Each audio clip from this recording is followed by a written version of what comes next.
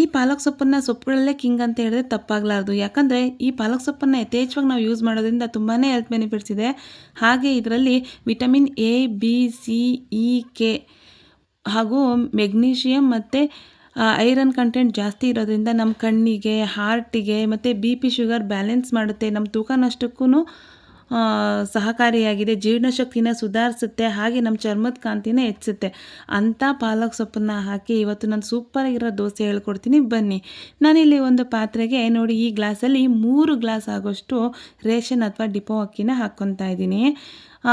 ಹಾಗೆ ಅದೇ ಗ್ಲಾಸಲ್ಲಿ ಅರ್ಧ ಗ್ಲಾಸು ಉದ್ದಿನಬೇಳೆ, 1/4 ಗ್ಲಾಸು ಕಡಲೆಬೇಳೆ, 1/4 ಗ್ಲಾಸು ತೊಗರಿಬೇಳೆ, ಹಾಗೆ ಒಂದು 1/4 ಗ್ಲಾಸು ಗಟ್ಟಿ ಅವಲಕ್ಕಿ.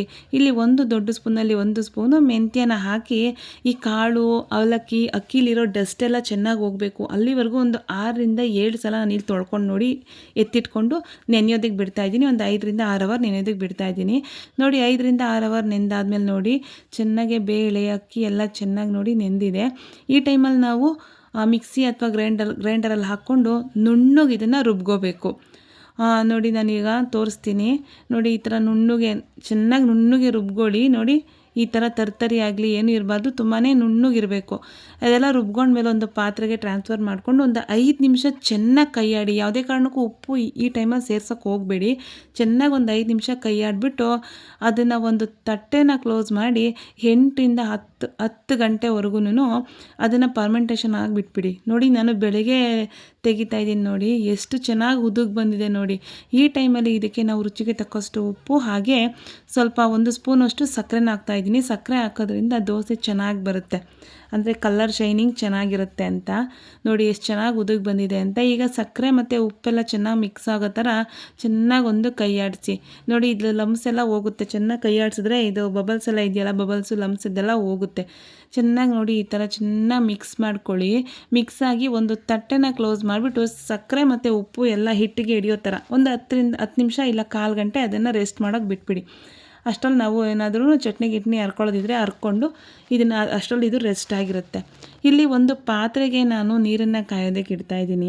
ನೀರೆಲ್ಲ ಇನ್ನೇನು ಕುದಿ ಬರ್ತಾಯಿದೆ ಅನ್ಬೇಕಾದ್ರೆ ಇಲ್ಲಿ ನಾನು 1 ಕಟ್ಟು ಆಗೋಷ್ಟು ಫ್ರೆಶ್ ಆಗಿರೋವಂಥ ಪಾಲಕ್ ಸೊಪ್ಪನ್ನು ತೊಗೊಂಡಿದ್ದೀನಿ. ನೋಡಿ ತೊಳೆದು ಎತ್ತಿಟ್ಕೊಂಡಿದ್ದೀನಿ.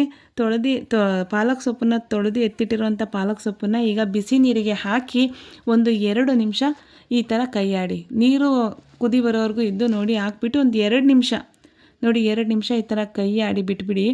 ನೋಡಿ ಚೆನ್ನಾಗಿ ಅದು ಸೊಪ್ಪೆಲ್ಲ ಸ್ವಲ್ಪ ಲೈಟಾಗಿ ಅದು ಬೇಗನೆ ಒಂದು 2 ನಿಮಿಷಕ್ಕೆ ಎಲ್ಲ ಅದು ಸಾಫ್ಟ್ ಆಗಿಬಿಡುತ್ತೆ. ನೋಡಿ ಸೊಪ್ಪು ಕುದಿಸೋಕೆ ಹೋಗಬೇಡಿ. ಒಲೆ ಮೇಲೆ ಇಕ್ಕಿ ಸ್ಟವ್ನ ಉರಿ ಇಟ್ಬಿಟ್ಟು ಕುದಿಸೋಕೆ ಹೋಗಬೇಡಿ. ಸಾಕು ಬಿಸಿ ಕುದಿ ನೀರು ಬರಬೇಕಾದ್ರೆ ಸಾಕು. ನೀರು ಕುದಿಬೇಕಾದ್ರೆ ಸೊಪ್ಪನ್ನ ತೊಳೆದು ಹಾಕ್ಬಿಟ್ಟು ಒಂದು 2 ನಿಮಿಷ ಈ ಥರ ಕೈ ಆಡಿದ್ರೆ ನೋಡಿ ಸೊಪ್ಪು ಈ ಥರ ಬೆಂದ್ಕೊಳ್ಳುತ್ತೆ.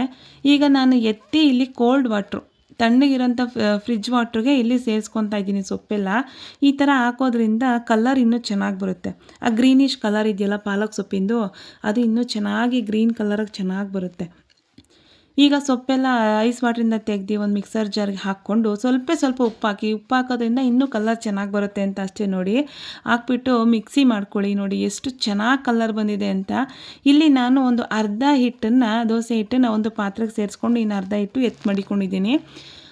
ಈ ಟೈಮಲ್ಲಿ ಇದಕ್ಕೆ ಪಾತ್ರೆಗೆ ನಿಮ್ಗೆ ಎಷ್ಟು ಬೇಕೋ ಅಷ್ಟು ಹಿಟ್ಟನ್ನು ಹಾಕ್ಕೊಂಡು ರುಬ್ಬಿರೋ ಅಂಥ ಪಾಲಕ್ ಸೊಪ್ಪಿನ ಪೇಸ್ಟನ್ನು ಕೂಡ ಹಾಕ್ಕೊಂಡು ನೋಡಿ ಹಂಗೆ ಯಾವ ಥರ ಕಲರು ಟರ್ನ್ ಆಗುತ್ತೆ ಅಂತ ನೋಡಿದ್ರೇ ಕಣ್ಣಿಗೆ ಕಲರ್ಫುಲ್ಲಾಗಿ ಕಾಣುತ್ತೆ. ನಿಜ ಮಕ್ಳಿಗೆ ನಾವು ಪಾಲಕ್ ಸೊಪ್ಪು ಒಳ್ಳೆಯದು ಅಂತ ನಮಗೆ ಗೊತ್ತು, ನಿಮಗೆ ಗೊತ್ತು. ನಾನು ಹೇಳಿದ್ರೆ ಯಾರಾದರೂ ಹೇಳಿದ್ರೆ ನಮ್ಗೆ ಗೊತ್ತಾಗುತ್ತೆ. ಮಕ್ಳಿಗೆಲ್ಲ ಹೇಳಿದ್ರೆ ಹೆಂಗೆ ಗೊತ್ತಾಗುತ್ತೆ? ಅವ್ರಿಗೆ ಹೇಳಿದ್ರೆ ಏನಾರು ಸೊಪ್ಪಿನ ಪಲ್ಯ ಮಾಡಿದ್ರೆ ತಿನ್ನಲ್ಲ, ಸಾಂಬಾರ್ಗೆ ಹಾಕಿದ್ರೆ ಸೊಪ್ಪಿನ ಸಾಂಬಾರು ತಿನ್ನಲ್ಲ ಅಂತಾರೆ. ಅದೇ ಈ ಥರ ದೋಸೆ, ಇಡ್ಲಿ, ಚಪಾತಿ ಈ ಥರ ಸೊಪ್ಪಿನೆಲ್ಲ ಮಿಕ್ಸ್ ಮಾಡಿಕೊಟ್ರೆ ಕಣ್ಣು ಮುಚ್ಕೊಂಡು ಮಕ್ಕಳು ತಿಂತಾರೆ. ಕಲರ್ಫುಲ್ಲಾಗಿದೆ, ಏನೋ ಡಿಫ್ರೆಂಟಾಗಿದೆ ಅಂದ್ಬಿಟ್ಟು ತಿಂತಾರೆ. ನನ್ನ ಮಕ್ಕಳು ಕೂಡ ಅಷ್ಟೇ ಮಾಡ್ತಾ ಇದ್ದಂಗೆನೇ ನೋಡ್ತಾರೆ, ಅಮ್ಮ ಇವತ್ತು ಕಲರ್ಫುಲ್ ದೋಸೆ ಮಾಡೈತೆ ಅಂತ ಹೇಳೋದೇ ಹಂಗೆ. ನೋಡಿ ಎಷ್ಟು ಕಲರ್ ಯಾವ ಥರ ಬಂತು ನೋಡಿ, ಎಷ್ಟು ಕ್ರೀಮಿ ಟೆಕ್ಸ್ಚರ್ ಥರ ಕಾಣ್ತಿದೆ ಅಲ್ವಾ.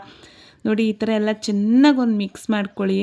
ಚೆನ್ನಾಗಿ ಒಂದು ಮಿಕ್ಸ್ ಆದಮೇಲೆ ಇವಾಗ ತವಾನ ಇಟ್ಟು ನೋಡಿ ತವ ಕಾಯೋದಕ್ಕೆ ಇಡ್ತಾ ಇದ್ದೀನಿ. ತವ ಕಾದ್ಮೇಲೆ ಇಲ್ಲಿ ನಾನು ಸ್ವಲ್ಪ ನೀರನ್ನು ಚಿಮುಕ್ಸ್ಕೊತಾ ಇದ್ದೀನಿ. ತವಕ್ಕೆ ಸ್ವಲ್ಪ ನೀರು ಚಿಮುಕ್ಸಿ ಒಂದು ಕಾಟನ್ ಬಟ್ಟೆಯಲ್ಲಿ ಒರೆಸಿ ಹಾಕೋದ್ರಿಂದ ದೋಸೆ ಚೆನ್ನಾಗಿ ಬರ್ತವೆ. ಆಯಿತಾ.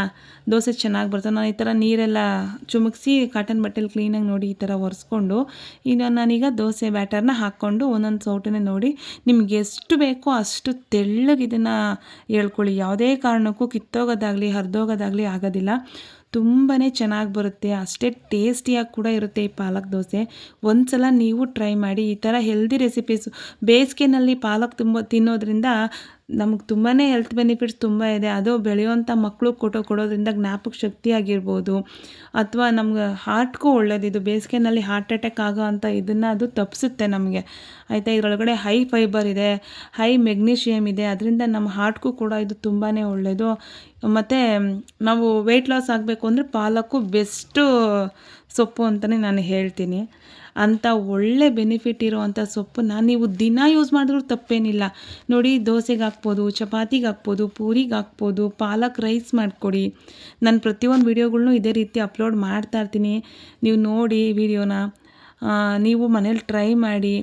ಹೇಗೆ ಬಂತು ಅಂತ ನನ್ನ ಕಮೆಂಟ್ ಸೆಕ್ಷನಲ್ಲಿ ಕಮೆಂಟ್ ಮಾಡಿ.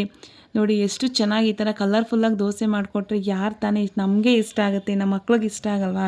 ಈ ಥರ ಹೆಲ್ದಿ ಫುಡ್ನ ಮಕ್ಳಿಗೆ ಕೊಡಿ. ಮಕ್ಕಳು ಆರೋಗ್ಯ ನಮ್ಮ ಕೈಲಿರುತ್ತೆ ಅಲ್ವಾ. ಸಾಫ್ಟ್ ಆ್ಯಂಡ್ ಸ್ಮೂತಾಗಿರುತ್ತೆ. ಒಂದು 6 ತಿಂಗಳು 9 ತಿಂಗಳು ಮಕ್ಕಳಿಗೆಲ್ಲ ಏನಾದರೂ ತಿನ್ನಿಸಿ ಅಂತ ಹೇಳ್ತಾರಲ್ವ, ಅನ್ನ ಎಲ್ಲ ತಿನ್ನಿಸಿ ಮೆತ್ತಗೆ ಮಾಡಿ ಬೇಳೆಕಾಳೆಲ್ಲ ಬೇಯಿಸಿ ಅಂತ ಮಕ್ಕಳು ಕೊಡ್ಬೋದು. ಕಣ್ಣು ಮುಚ್ಕೊಂಡು ಮಕ್ಕಳು ಕೂಡ ಚಪ್ಪರಿಸ್ಕೊಂಡು ತಿಂತಾರೆ, ಅಷ್ಟು ಚೆನ್ನಾಗಿರುತ್ತೆ. ವಿಡಿಯೋ ಇಷ್ಟ ಆದರೆ ಲೈಕ್ ಮಾಡಿ, ಶೇರ್ ಮಾಡಿ, ಕಮೆಂಟ್ ಮಾಡಿ.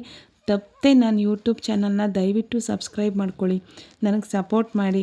ಹಾಗೆ ಪಕ್ಕದಲ್ಲಿರುವಂಥ ಬೆಲ್ ಐಕಾನ್ನ ಕ್ಲಿಕ್ ಮಾಡಿದ್ರೆ ನಾನು ಯಾವುದೇ ವಿಡಿಯೋ ಮಾಡಿದ್ರೂ ಫಸ್ಟು ನೋಟಿಫಿಕೇಷನ್ ನಿಮಗೆ ಬಂದು ಸೇರುತ್ತೆ. ವಿಡಿಯೋ ಇಷ್ಟ ಆದರೆ ಮತ್ತೊಮ್ಮೆ ಹೇಳ್ತಾ ಇದ್ದೀನಿ, ವಿಡಿಯೋ ಇಷ್ಟ ಆದರೆ ಲೈಕ್ ಮಾಡಿ, ಶೇರ್ ಮಾಡಿ, ಕಮೆಂಟ್ ಮಾಡಿ. ಇದೇ ರೀತಿ ಹೊಸ ಡಿಫ್ರೆಂಟ್ ರೆಸಿಪೀಸ್ಗೋಸ್ಕರ, ಸಿಂಪಲ್ ಆ್ಯಂಡ್ ಟೇಸ್ಟಿ ಹೆಲ್ದಿ ರೆಸಿಪೀಸ್ಗೋಸ್ಕರ ನನ್ನ ಯೂಟ್ಯೂಬ್ ಚಾನಲ್ನ ಸಬ್ಸ್ಕ್ರೈಬ್ ಮಾಡ್ಕೊಳ್ಳಿ. ಹಾಗೆ ನಾನು ಯೂಟ್ಯೂಬ್ ಶುರು ಮಾಡಿ 1 ವೀಕ್ ಆಗಿದೆ, ಒಂದು 10 ಡೇಸ್ ಆಗಿದೆ. ದಯವಿಟ್ಟು ನಂಗೆ ಸಪೋರ್ಟ್ ಮಾಡಿ ಅಂತ ಹೇಳ್ತಾ, ನಿಮಗೋಸ್ಕರ ಸೂಪರ್ ಹೆಲ್ದಿ ಆಗಿರೋಂಥ ಈ ಪಾಲಕ್ ದೋಸೆ ನೀವು ಟ್ರೈ ಮಾಡಿ. ಹೇಗೆ ಬಂತು ಅಂತ ನನ್ನ ಕಮೆಂಟ್ ಸೆಕ್ಷನಲ್ಲಿ ಕಮೆಂಟ್ ಮಾಡಿ. Thank you so much.